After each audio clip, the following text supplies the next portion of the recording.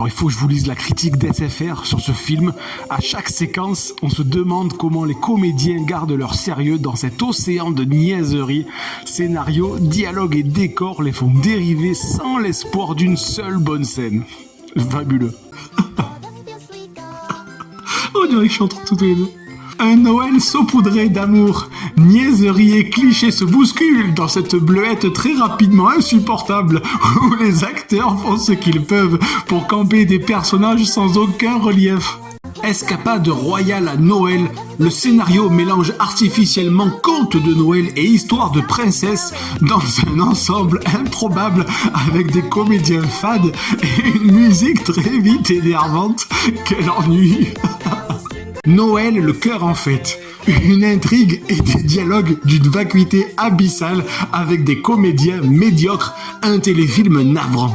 Mais nous, c'est ça qu'on veut, un Noël à Ashford, entre feel-good et mièvrerie. Ce téléfilm de Noël aligne surjeu permanent et scène creuse dans un décor festif, factice et faussement bienveillant. Une épreuve vite insupportable. C'est ça qu'on veut. La PDG de Noël, tant dans la conception de personnages vraiment idiots que dans la mise en place de situations d'une rare incongruité, ce téléfilm de Noël coche toutes les cases de la mièvrerie absolue, sidérant. La merveilleuse boutique de Noël. Tout le monde joue extrêmement mal, surtout Mario Lopez, dans ce nanar de Noël où tous les personnages sont invraisemblables et les situations aussi mièvres que grotesques. Un sapin pour deux, intrigue, personnages, acteurs et même les décors. Absolument tout sonne faux dans ce téléfilm de Noël profondément prévisible et ennuyeux. Mais oui, encore notre chanson de Noël Mais oui, c'est ça, notre chanson de Noël dans un registre balisé, prévisible. Ce téléfilm de Noël dégoulinant de bonnes intentions et de clichés ne se distingue en rien du tout venant le plus bas de gamme. Yeah. Mais voilà, un style... Mais oui, une styliste à Noël chez les Alpagas. On se demande vraiment comment font les acteurs pour ne pas déprimer en jouant dans des scènes aussi convenues. C'est sidérant. Mais oui, voilà, Noël avec un prince, prévisible et dégoulinant de bons sentiments. Ce téléfilm est invraisemblable avec des acteurs de seconde zone qui ne font même plus semblant d'y croire. Mais oui... Encore une fois, la recette secrète des cookies de Noël. Dans cette bleuette de Noël, tout est invraisemblable, niais et tellement prévisible qu'un ennui profond s'installe durablement. Et encore une fois, notre conte de Noël, un téléfilm d'une profonde niaiserie et au dialogue d'une pauvreté navrante. Et toujours, l'idylle de Noël. Ce téléfilm est tellement générique qu'il n'est même pas amusant à regarder. En pilotage automatique, les comédiens ne dégagent absolument rien. Et oui, fais un vœu pour Noël. On se demande bien ce qu'Eric Close est venu faire dans ce téléfilm de Noël aussi lisse et prévisible et dont tous les personnages, du premier au dernier, sont des caricatures improbables. Coup de foudre sous les flocons, le point de départ de ce téléfilm de Noël est d'une colossale bêtise et d'une rare invraisemblance dont on peine à se remettre, même si l'abyssale nullité des acteurs prend très vite la relève. Mission royale pour Noël. Ce téléfilm de Noël prévisible et infantilisant est aussi pénible à regarder que l'interprétation de son actrice principale Erika Dutchman qui à chaque scène en fait des tonnes sans aucune nuance.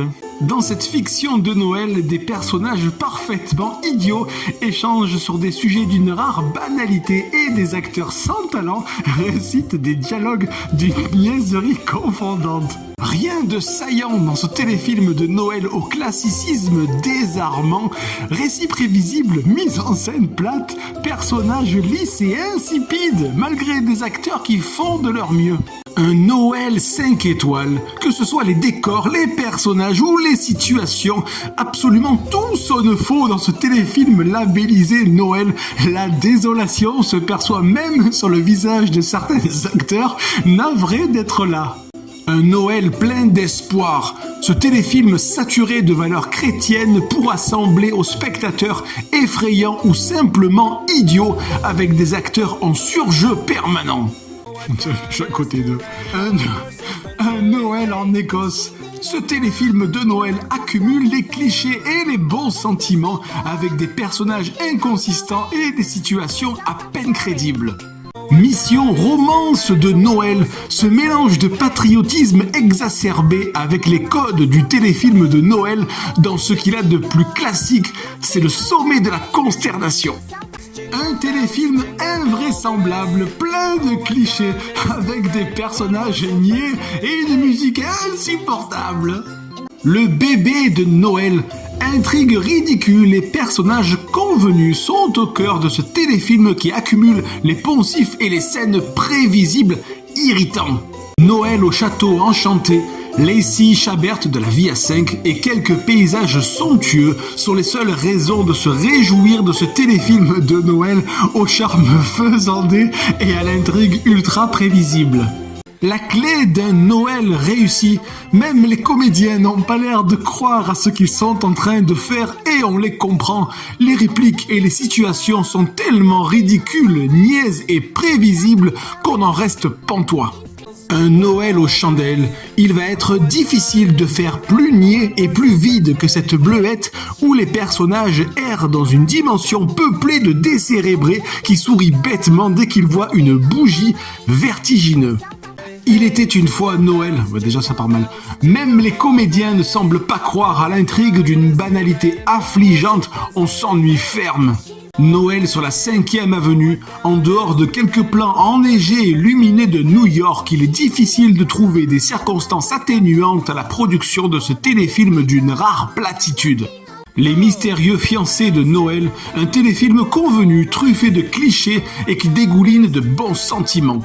L'héritière de Noël, tous les personnages de ce téléfilm de Noël semblent appartenir à une autre planète. Autumn Reserve de la série Entourage est aussi lisse qu'un lac gelé. Un vœu d'amour pour Noël. Tous les acteurs chuchotent des dialogues d'une banalité affligeante dans cette histoire convenue et ennuyeuse où la mise en scène est totalement inexistante. L'homme au pull de Noël, un téléfilm de Noël prévisible, truffé de clichés et dégoulinant de bonnes intentions.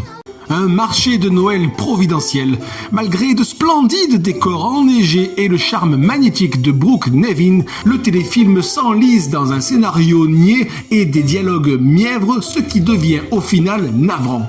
Coup de foudre royal à Noël, difficile d'adhérer à cette bleuette glacée enfilant les clichés. Les auteurs réduisent leurs personnages à des sourires béats et à des platitudes pour une romance aussi creuse que convenue. Sur la route de Noël, d'une pauvreté scénaristique rare, ce téléfilm de Noël aligne des personnages invraisemblables dans un décor supposé idyllique, une bienveillance bébête qui finit par lasser, au mieux vous laisse tiède. Un Noël avec toi, à mesure que les clichés s'accumulent, un ennui abyssal nous gagne. Un festival pour Noël. Tous les personnages sont des caricatures improbables dans un contexte de Noël surréaliste avec une succession de scènes prévisibles à réserver aux inconditionnels du genre et encore. Les 1000 couleurs de Noël, tout sonne faux dans cette bleuette de Noël insipide, que ce soit les dialogues, les décors, le jeu des comédiens ou la réalisation, rien ne fonctionne et l'ennui s'installe à une vitesse vertigineuse. Le baiser de Noël, à moins d'être un inconditionnel du téléfilm de Noël, cette bleuette dégoulinante de bons sentiments et de clichés éculés avec des acteurs totalement insipides n'a aucun intérêt artistique.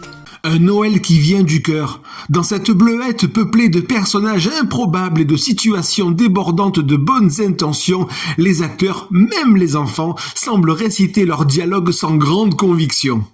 Noël en 3 actes.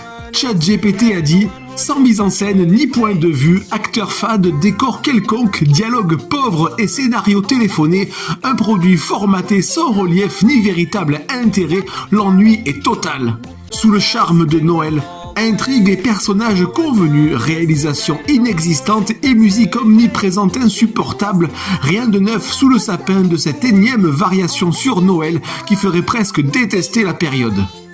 Noël à Mistletoe Lake.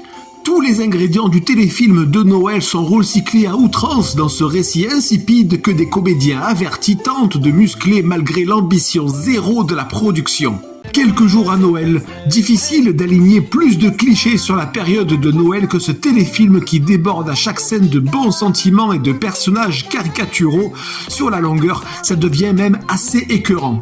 Noël dans mes montagnes, dégoulinant de bons sentiments avec des acteurs qui en font des tonnes dans la peau de personnages improbables, ce téléfilm de Noël est un festival de clichés très vite insupportables. Un Noël de stars. Il est sidérant de voir des acteurs se sourire béatement en accrochant des guirlandes pendant 1h30, en échangeant des banalités d'une vacuité abyssale filmée avec une platitude totale. Opération Joyeux Noël, l'association téléfilm de Noël et réinsertion des militaires à la vie civile ne prend jamais. Même si certaines scènes sont touchantes, le traitement de l'ensemble reste surréaliste et sidérant. Noël avec un prince, prévisible et dégoulinant de bons sentiments, ce téléfilm est invraisemblable avec des acteurs de seconde zone qui ne font même plus semblant d'y croire. Un prince en cadeau. Ce téléfilm est un festival de niaiseries insupportables avec de mauvais acteurs qui jouent mal et des scènes d'une rare mièvrerie.